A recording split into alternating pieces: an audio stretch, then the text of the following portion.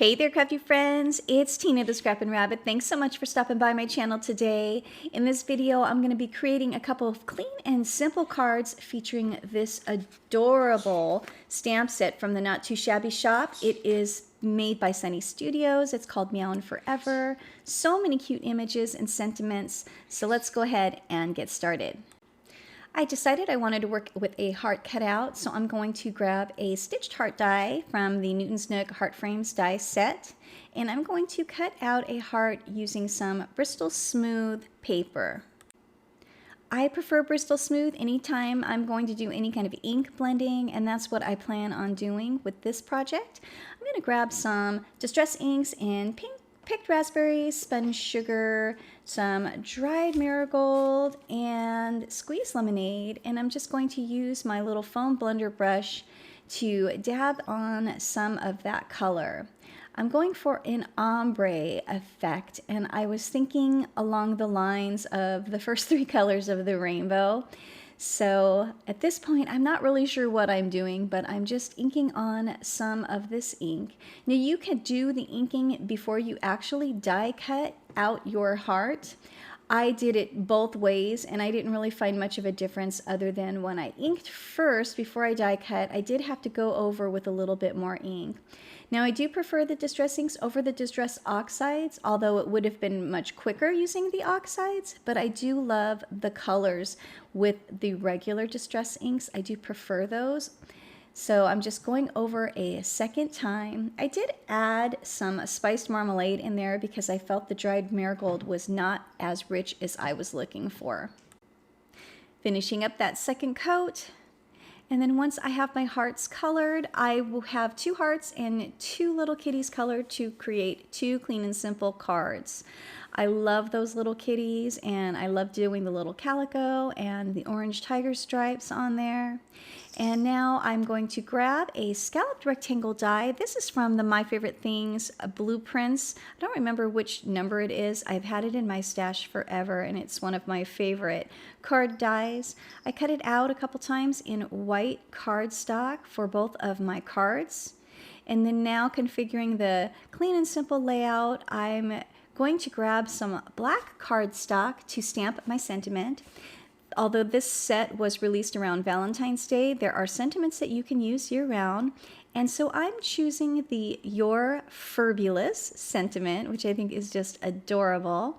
And once I get it on my block, I'm going to go ahead and use my anti-static powdering tool so that my embossing powder doesn't stick anywhere but where I want it to.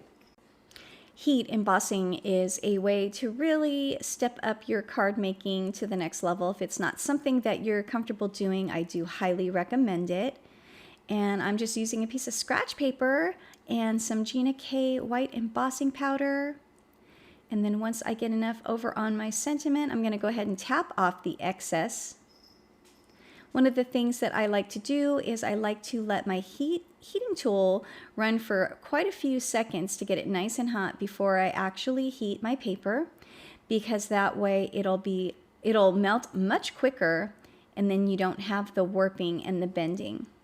So now that my sentiment's done, I'm going to go ahead and stamp a second sentiment.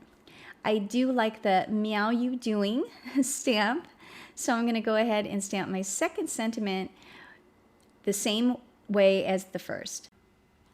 So I'm excited for the changes happening at the Not Too Shabby shop, and there is going to be bundles released monthly starting next month, and so you are going to love these new stamp sets and products that are associated with these bundles, and I can't wait to share them with you. We're going to be having a hop coming up on April 7th, so I hope you'll be able to join us at the Not Too Shabby Shop channel, as well as hop along and see all of the great new products. So once my sentiments are done, I'm going to choose a die to cut them out, and it's from that same Blueprints My Favorite Things set. And the thing that I love about this banner die is that it's super long, but you can also adjust for the length. All you do is just die cut it twice, and then you have a flag banner that is custom made for the size of your sentiment.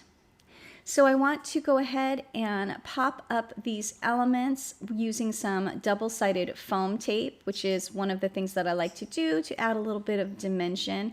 But pretty much that's it. You just glue these down and your cards are done. And I think that this is a way to add some a nice pop of color, and as well as for me the little cuteness with the little critters. And these cards came together in no time at all. I do like to use lots of foam tape because I don't want them to bend or warp in the mail. So I give some pretty solid coverage, and then I just trim around the edges to fit the actual size that I need. I'm only going to add double-sided adhesive foam to the side of the kitty image, and it's going to lay over my heart so I can glue it on top of that. And I do like to have all of the elements of my card so that I can lay it out, because I tend to change my mind so many times. So I wait until the very end to adhere anything down, just in case I change my mind. If you're interested in checking out this stamp set that I am using on my Clean and Simple projects today, there is a discount code in the description box, as well as a link to the shop and a link to the stamp set that I used. And there are such a variety of brands that Not Too Shabby carries, as well as their own brand for stamps and cute little paper stacks as well. One of the things that I like to do when I'm adhering my stamps and images to my cards is use a little bit of liquid glue in addition to the double-sided adhesive. I've been making cards for many years, and so there are plenty of cards that I have around that I've given to my family members, and so I can see how well they all hold up based on the products that I used. And double-sided foam is one of those iffy ones. Even though this is the 3M brand, you just don't know how long it's going to stick. So adding a little bit of liquid glue to that can really make the difference in making it something that someone can keep as a little keepsake. And for a finishing touch, I'm going to grab some of these little gems from the Pink Fresh Studios.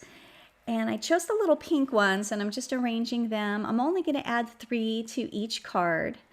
And I'm just trying to figure out where I'm going to put them. And then finally, when I have those glued down, all that's left to do is glue the layer onto my card base, which is an A2 size.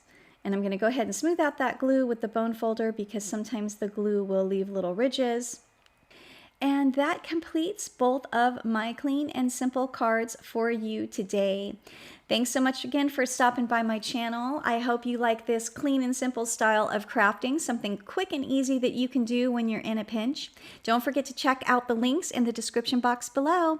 And as always, I do appreciate your thumbs up and your comments. I hope you have a wonderful day, and until next time, happy crafting. Bye for now.